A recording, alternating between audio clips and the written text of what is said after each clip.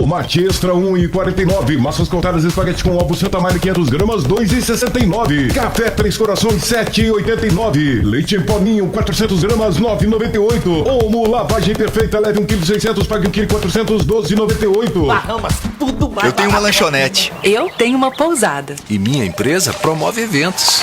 Nós trabalhamos com turismo. Micro ou pequeno empresário do turismo pode contar com capital de giro com a menor taxa do mercado. Acesse bdmg.mg.gov.br/turismo e tenha sua análise de crédito em até 1 hora. Fungetur Giro, crédito para fazer o turismo girar. BDMG, novas ideias para o desenvolvimento. Minas Gerais, governo diferente, estado eficiente. Está com alguma conta da CEMIG em atraso? Aproveite o saque de FGTS para negociar seus débitos. Acesse o site cemig.com.br ou ligue 0800 721 7003. De segunda a sexta-feira, das 9 da manhã às 9 da noite. CEMIG. Nossa energia, sua força. A Cíntia Aparecida sofreu um acidente há 10 anos atrás e precisa de uma cadeira de rodas especial para que possa fazer sua locomoção diária. E neste momento, ela precisa de sua ajuda. Participe da feijoada que vai ajudar a Cíntia a comprar essa cadeira. Dia 9 de novembro, às 10 da manhã, na rua Senador Feliciano Pena, 168, Mariano Procópio, com entrada pela lateral do M Hall. Participe você também dessa campanha do bem. Ajude a Cíntia a viver melhor, a viver bem. Informações 999839899. Apoio Rádio Globo. A rádio que vibra com você. Estamos apresentando Debates na Globo. Oferecimento Interconstrutora, Paraibuna Embalagens.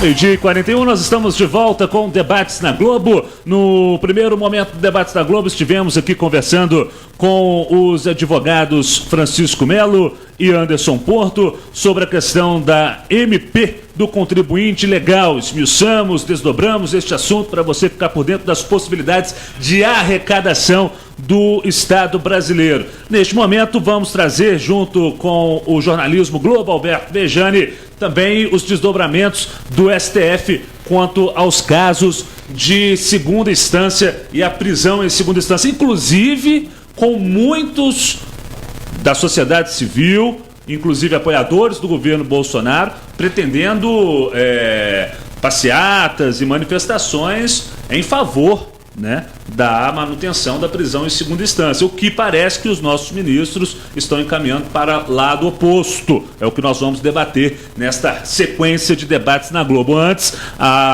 embalagens com o destaque da Paraibuna, na voz de Alberto Bejani. A Paraibuna de papéis é aquilo que nós já falamos aqui algumas vezes, e é bom ser repetitivo, porque são coisas que nós não estamos vendo acontecer hoje. A Paraibuna, desde 1961, quando ela implantou em Juiz de Fora, ela evidentemente criou o departamento de reciclagem, separando o que é vidro, separando o que é plástico, separando o que é papel e reaproveitando todo esse material. E faz até hoje. E, lamentavelmente, a maioria das empresas do Brasil não faz isso. Por isso que eu digo a você que a Paraibuna de Papéis, além de ter um produto de altíssima qualidade, porque é minuciosamente, através de técnica, que se faz papelão, que se faz papel, que se faz até caixas de ovos, ela tem a grandeza de até hoje ter um departamento exclusivo de proteção ao meio ambiente. Parabéns à Paraibuna de Papéis. E nós vamos acompanhar neste primeiro momento parte do que foi o voto só da ministra Rosa Weber. Diga lá, Bejani. Essa passeata sendo anunciada não é para o Supremo, e sim para o Congresso Nacional mudar o artigo 5º, inciso 57 da Constituição Federal. Então a passeata que está sendo programada pelos bolsonaristas é para forçar o Congresso a mudar o artigo 5º, inciso 57 da Constituição Federal, que isso evidentemente vai trazer no meu entendimento, é causa pétrea. Isso vai trazer, na verdade, uma discussão muito calorosa. A ministra fala sobre a pertinência das decisões tomadas no STF de acordo com os dispositivos legais de uma democracia, do Estado de Direito. Ela fala também por que justifica o seu voto neste momento. Vamos acompanhar um trecho do que foi a votação que, de acordo, inclusive, com o doutor Francisco Melo, seria determinante e tudo caminha para que seja. A minha compreensão de que a aceitabilidade das decisões judiciais proferidas por cortes constitucionais e o respeito à sua autoridade, em especial a deste Supremo Tribunal Federal, muitas vezes rotuladas de impopulares e antidemocráticas, deriva de aspecto inerente ao exercício da jurisdição constitucional.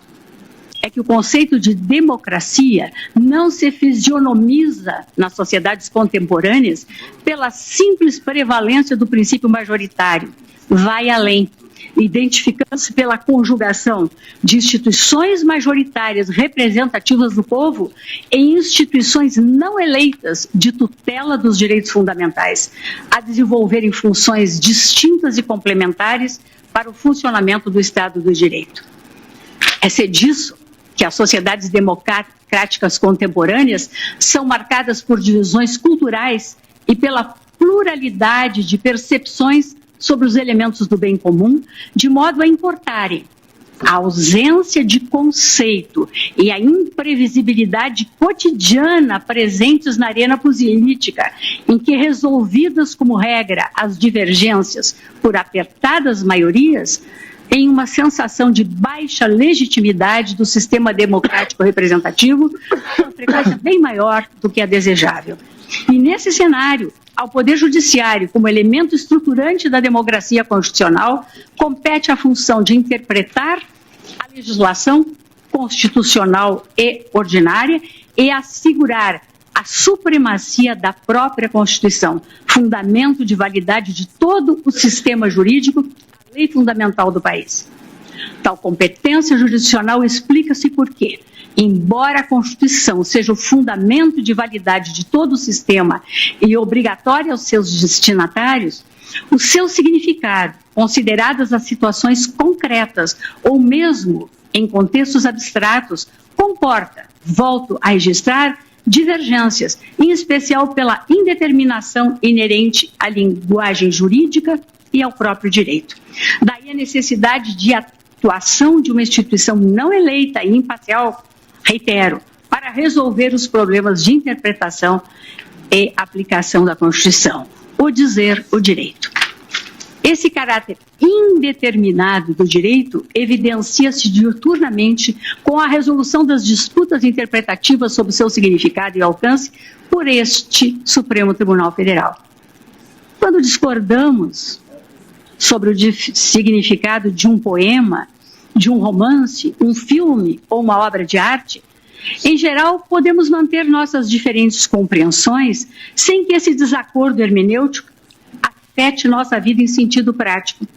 Lembro aqui a instigante entrevista de Salvador Dalí, ao dizer que a beleza da obra de arte não está necessariamente na obra em si, mas nos olhos de quem a contempla.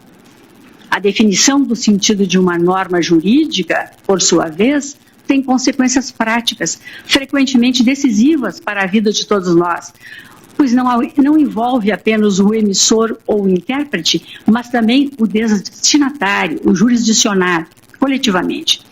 E isso independe dele compartilhar individualmente da proposta exegética alcançada pelo juiz a quem incumbe dizer o direito, com plena eficácia vinculativa na solução das lides materiais e processuais, no conceito do meu saudoso mestre de sempre, Galeno Lacerda. Daí porque há uma razão de ordem ética pela qual a interpretação jurídica há de corresponder uma teoria que ampare uma racionalidade objetiva, ou pelo menos intersubjetiva, sendo reduzido o espaço disponível aos impulsos subjetivos do intérprete, por melhores que sejam ou lhes pareçam suas motivações. Eis o teor do preceito objeto do pedido de declaração de constitucionalidade. Permito-me relembrá-lo hoje, no início desta sessão, artigo 283 do Código de Processo Penal. Ninguém poderá ser preso senão em flagrante delito ou por ordem escrita e fundamentada da autoridade judiciária competente em decorrência de sentença condenatória transitada em julgado. Aqui que é o ponto que interessa. Ou no curso da investigação ou do processo, em virtude de prisão temporária ou prisão preventiva. Tá aí, doutor Francisco. No final, ela traz o que todos querem, mas desde o início ela molda, dizendo, obviamente, de que ali há um jogo de interpretação. Eu vou explicar melhor para o ouvinte, eles vão entender rapidamente. Eu tinha falado aqui há 2 semanas atrás. Até o professor Lula, o Luiz Antônio, ele é um grande, talvez um dos melhores professores de direito penal que temos em Juiz de Fora. E ficou surpreso quando eu disse, o artigo 283 não estava lá no Código de Processo Penal em 41. Ele ficou surpreso, ele foi verificar lá e ele viu que eu tinha razão. O artigo 283, nesse momento, veja, em 2016, o que foi julgado? Foi julgado um recurso extraordinário no qual a parte impetrou um habeas corpus e disse... Pedreiro. Isso, e disse, escuta, eu tenho o direito, o artigo 283 fala que eu não posso ir para a cadeia. E eles estão querendo me botar, fazer a execução provisória da pena. Na segunda instância. Eles podem fazer a execução da pena? Aquela jurisprudência para esse recurso extraordinário, para esse HC, foi o seguinte, pode. Há casos em que pode fazer a execução, embora o artigo esteja lá. Agora é diferente. Agora é um julgamento de ADC, ação direta de constitucionalidade. Agora o Supremo foi, naquele momento ele pode ir para a cadeia, mesmo com esse artigo aí? Pode. Por quê? Porque eu expliquei HC, né? Eu expliquei na aula passada, expliquei na vez passada aqui, o Lula concordou. Ele disse, não, mas em caso assim, não existe efeito suspensivo, na Constituição não está. Olha, fazer uma passeata para mudar a cláusula penal, se eles estão pretendendo isso, perda de tempo, fique em casa, porque não vai mudar a cláusula pétrea da Constituição. O que eles podem é pedir para o Congresso colocar num parágrafo abaixo do 283 que poderá, em alguns casos, em muitos casos, haver execução provisória da pena. Mas terá que divulgar quais são os casos. Acabou, está liquidada a fatura e o Supremo não vai julgar como julgou essa ADC. A ação direta de constitucionalidade, o que está perguntando é, o artigo 283 é constitucional ou não? Eles têm que responder que sim. 6 vão responder que sim, 5 vão responder que não. Entenderam? Doutor Anderson, sua análise. Anderson. O que dá para a gente poder, para o ouvinte poder entender desse resumo da fala da ministra Rosa Weber, a ministra ela já tinha, na verdade, deixado claro o entendimento dela naquele julgamento anterior, né? Embora ela tenha respeitado à época o princípio colegiado, ela foi bem clara ao deixar o entendimento dela de que ela era contra a prisão, né, após o julgamento de segunda instância, né? O que ela fez agora, na verdade, foi só confirmar aquele entendimento. Na verdade, é uma conduta dela que prima pela supremacia do STF. Perfeito. Né? E o que ela deixou claro aqui agora, e para o ouvinte entender, que é o seguinte, olha, ao STF não cabe legislar, né? O STF não tem a função legislar, a função típica dele não é essa, isso é o Congresso quem tem que fazer, né? Não cabe a gente pegar um texto de lei e dar uma interpretação diversa daquilo que a lei fala, talvez, e ela não foi, né, não chegou a esse ponto, mas talvez por ideologias partidárias que a gente sabe que tem permeado muito o STF hoje, julgamentos do STF. E ela foi bem clara em deixar que, né, pelo menos ela não deixa transparecer essa ideologia partidária dela, né, de qual seria, mas ela é firme no sentido de manter a função típica do STF, né, deixa bem claro, a nós não cabe legislar, né, interpretação da lei, né, dessa forma como estamos querendo que se faça. Se a gente concorda por uma ideologia ou não, de que tem que haver uma prisão em segunda instância ou não, e aí eu entendo, professor, que esse julgamento que o senhor falou do Pedreiro, né, que teve lá atrás e que suscitou essa possibilidade de prisão em segunda instância, com HC, muito se deve hoje à própria culpa do STF em função da demora em julgamento de processo. Do STF não, do nosso judiciário. Né? Então, o sistema não funciona, possibilidades de recursos são diversas, né? E o judiciário não dá conta de julgar. E aí, para poder, pelo menos é o meu entendimento, que para poder dar uma resposta à sociedade, ainda que contra o preceito constitucional, a norma constitucional, passou-se a autorizar essa prisão em segunda instância para, na verdade, dar satisfação à sociedade.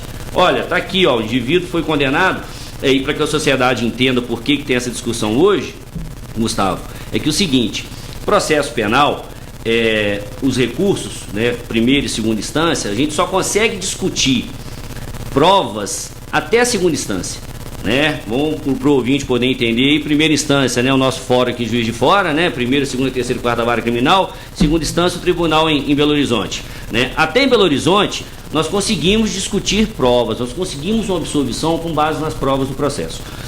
Passando da segunda instância... Nós discutimos autoria e materialidade, que é a presunção de culpa. Exatamente. É bem pontuado, professor.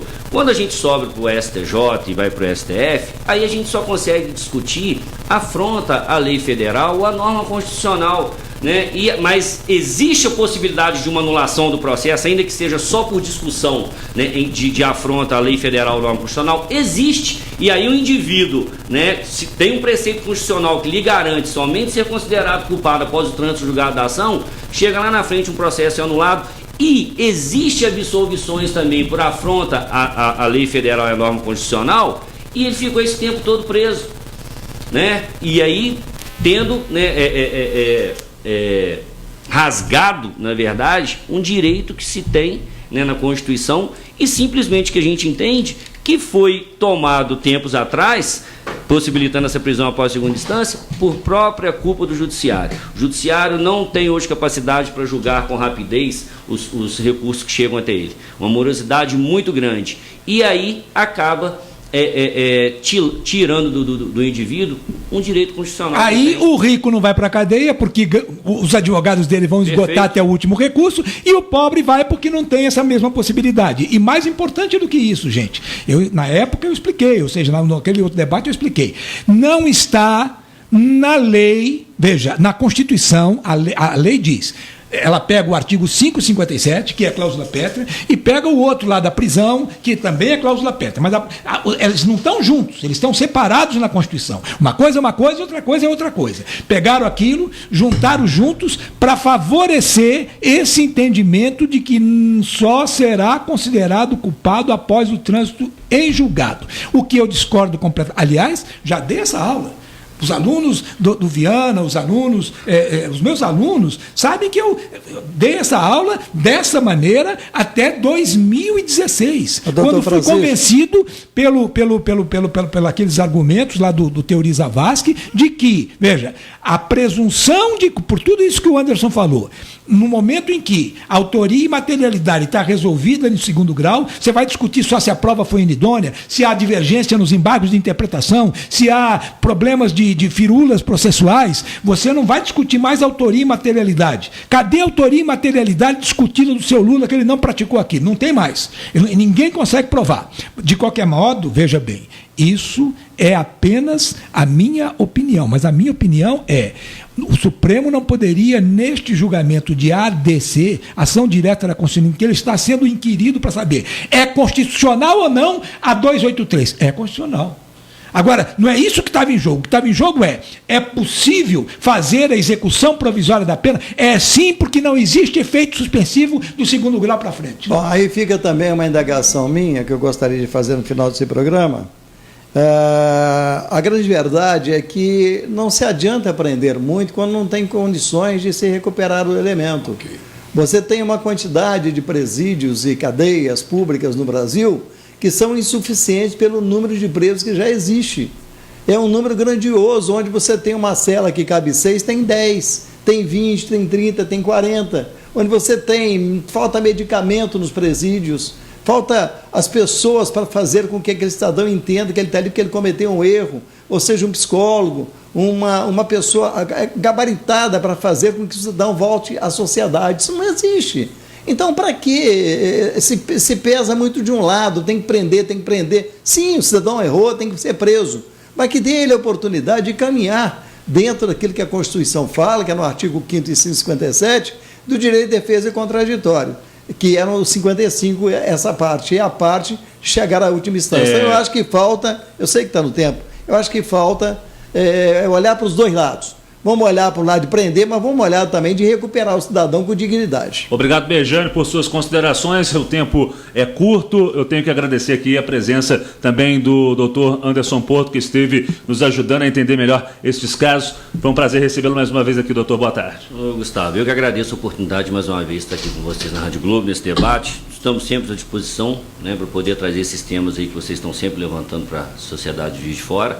É um prazer novamente estar aqui com o doutor Francisco, né, nosso mestre, muito a ensinar a gente ainda, tá bom? Contando com a gente, um abraço a todos os ouvintes da Rádio Globo e até uma próxima oportunidade. Doutor Francisco Melo, mais uma vez a sua parceria. Professor Francisco Melo. Com certeza. Eu é que agradeço, Gustavo, e quero dizer até, para encerrar a minha assertiva, digo o seguinte para o Bejane, eu tenho uma solução para isso, Bejane. Os presos, corrupção ativa, crime de colarinho branco, troca a execução da pena pelo bloqueio total de todos os ativos que ele tiver dali para frente, que ele se reintegra na sociedade e não vai para a cadeia. Acabou. 1 em ponto para você ligado na Globo. 12h59 para 1 em ponto. Esse foi o debate da Globo de hoje. Voltamos amanhã ao meio-dia, Bejane. Se Deus quiser, um abraço a todos, né? Eu não concordo com o doutor Francisco, não, mas amanhã eu respondo. Excelente tarde a todos. Galera, vai chover, hein? Toma cuidado aí, vai chover. Boa tarde a todos. Tchau, tchau. De segunda a sexta, na hora do almoço, debates na Globo. Temas da atualidade com convidados.